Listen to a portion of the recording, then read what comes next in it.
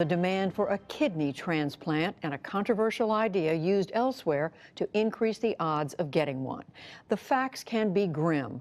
More than 100,000 people in the U.S. are awaiting a kidney transplant, and the median wait time is more than 3.5 years. Economics correspondent Paul Solman looks at the considerable odds Americans are facing and one very unusual market for obtaining a kidney. It's part of his weekly series, Making Sense. I was born with something called polycystic kidney disease, and around the age of 23, I began to swell up more, retain water. Oof. At age 32, Jairo Acevedo ended up in the emergency room.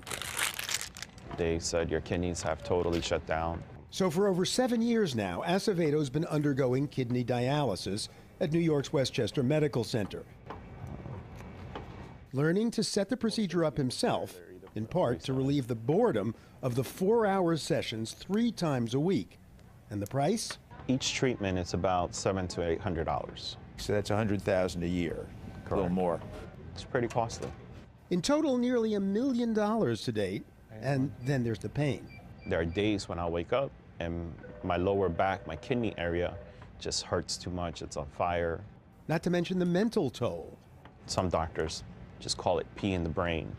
Pee in the brain? Yes, pee in the brain. Your mind starts to slow down, and even paying attention or concentrating becomes an issue. And what's happening now is your blood is being recycled through the machine to get rid of a lot of the waste and the toxins in the liquid. Unable to work, he used to be an auditor at an HMO.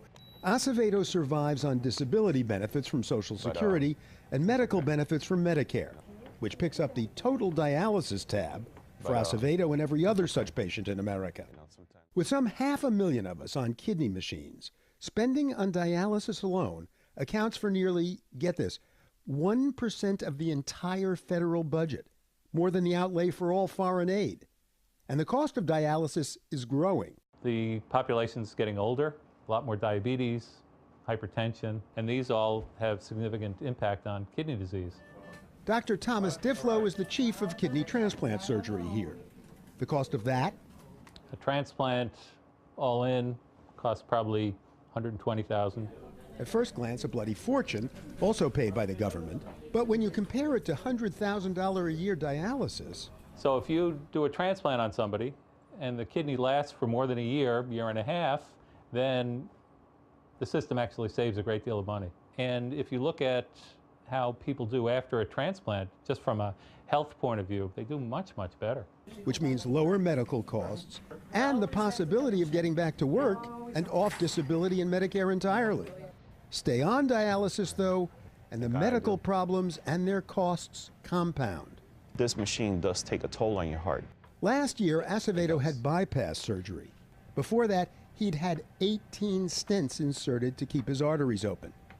In short, a kidney transplant would be a colossal cost-benefit win-win. But with no living donor, someone with a matching blood and tissue type, willing to give him one of their 2 kidneys, Acevedo's sole option is a waiting list for a deceased donor kidney. You have a number? The last time I checked it, it was about in the 30,000s, I believe. 30,000? Yeah, that was like 2 years ago. And after that, I decided just to wait out and not look at the number again. So is there nothing to be done? We are losing nearly 10,000 people per year because they don't have a family member, they don't have a friend who can donate to them.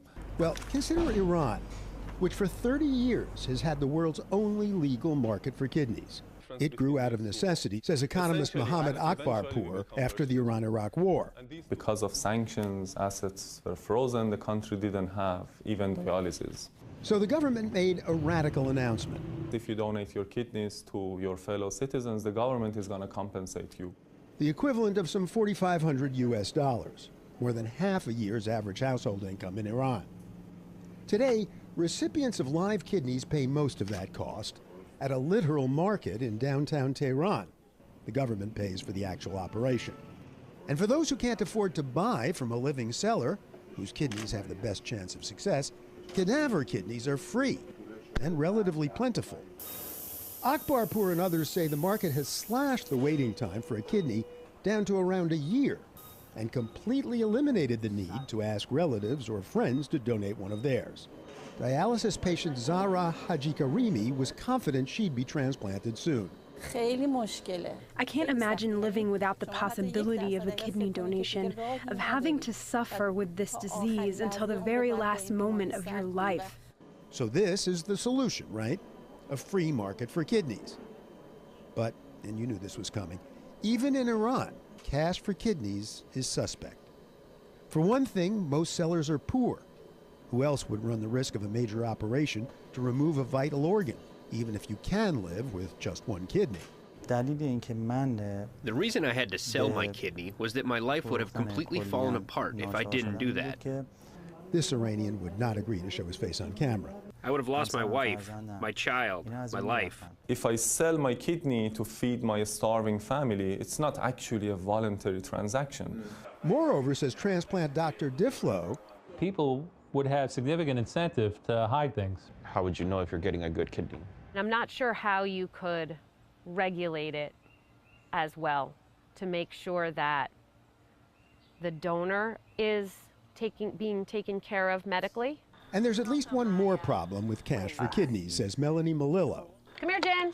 who was moved to become an altruistic donor as she watched her husband suffer with end-stage kidney disease. If there were a market for kidneys, would you feel the same way? I don't know. Chances are she would not, says economist Akbarpur. Look at the history of paid blood donations in the U.S. and around the world. Once they started paying money for blood donation, actually the donation went down. I mean, I was giving my donation for, moral reasons. Now you're paying me, it's not moral anymore. Right. But he asks, with 100,000 Americans waiting for a kidney, why not give at least some small incentives to encourage donation? Now in this country, if you donate a kidney, you cannot even get reimbursed for your travel. Or lost wages. Even Dr. Diflo, who opposes legalization, says we ought to improve the economics somehow. So things like universal health insurance for donors, paid at the government's expense, I think is a very reasonable thing to do. With no other way of increasing the number of kidneys for transplant, the prognosis is grim for patients like Jairo Acevedo. They say that for every year that you spend in this machine, you lose 5 years of your life expectancy. So if you were to live to 80 years old, if that is the number, your time clock, I have lost about 35 years of that. How old are you now? I am 39. Hopefully I'll be turning 40 in December. Well, we're rooting for you. Thank you. So am I. For the PBS NewsHour, this is economics correspondent Paul Solman reporting from Westchester, New York.